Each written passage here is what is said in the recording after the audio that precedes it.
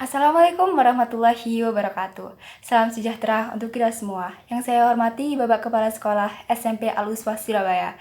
Yang saya hormati Ustadz dan Ustadzah beserta staf SMP Al-Uswah serta teman-teman kelas 9 yang saya banggakan. Pertama-tama, marilah kita panjatkan puji syukur kehadirat Allah SWT karena kita telah diberikan kesehatan di masa wabah COVID-19 ini, sehingga kita dapat menonton video ini tanpa kurang satu apapun di rumah masing-masing. Di era sekarang ini, sifat kemandirian adalah salah satu sifat yang perlu dimiliki setiap orang, terutama di kalangan remaja. Ada hubungan antara kemandirian dan bela negara. Apabila para remaja zaman sekarang bermalas-malasan dan enggan untuk mandiri, bagaimana bangsa ini akan berdiri kokoh? Bagaimana kita dapat menyelesaikan masalah-masalah yang ada di dalam negeri ini? Maka dari itu, dampak negatif dari tidak kemandirian tidak hanya berpengaruh buruk terhadap diri kita saja, namun dapat berdampak negatif ke satu negara. Mengapa demikian? Alasannya karena kalangan remaja zaman sekarang diamanahkan untuk memimpin negara di masa depan. Apabila para remaja hidup dalam kemalasan dan terlalu bergantung pada orang lain daripada memilih untuk berjuang dan berusaha sendiri, maka kemampuan berkompetisi dan semangat membela bangsa akan susah didapatkan. Mana usahanya?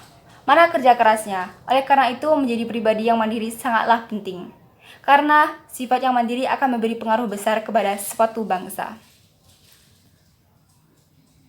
Hadirin yang saya hormati, menurut Kamus Besar Bahasa Indonesia atau KBBI, sifat mandiri diartikan sebagai kondisi berdiri sendiri dan tidak bergantung pada orang lain.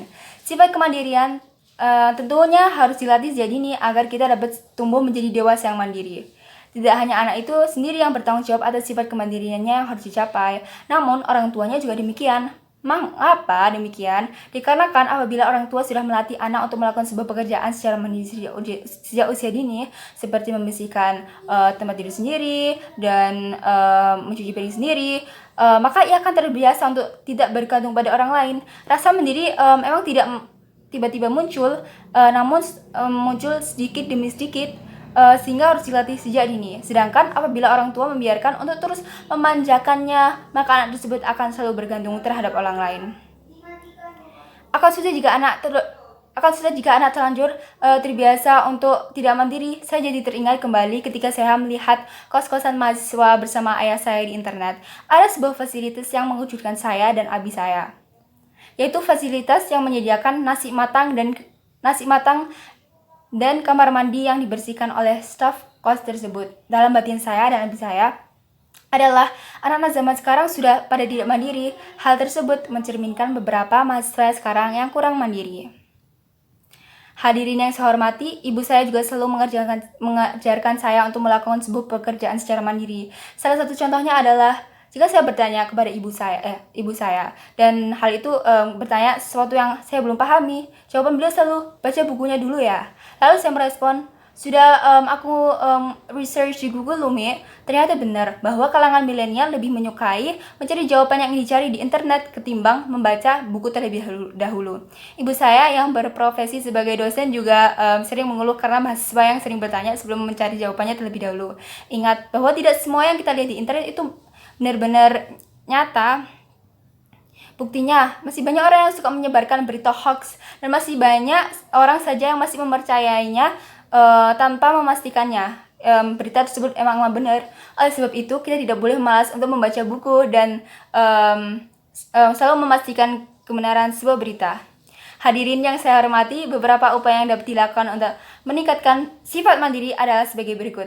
Pertama, dengan membiasakan diri untuk melakukan sebuah pekerjaan kecil secara mandiri.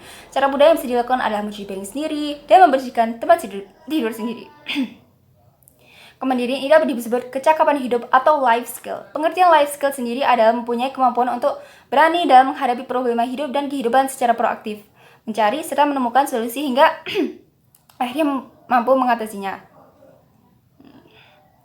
Selain itu, arti dari life skill adalah mampu beradaptasi di lingkungan yang berbeda tanpa kaget dengan lingkungan baru tersebut. Maka dari itu, kita harus terbiasa untuk mengatasi suatu masalah secara mandiri. Kedua, dengan berkarya. berkarya bisa berubah hobi atau passion kita yang kita minati. Jika kita berkarya, kita dapat membuka mata kita ke dalam dunia kreatif yang bervariasi dengan dunia maya.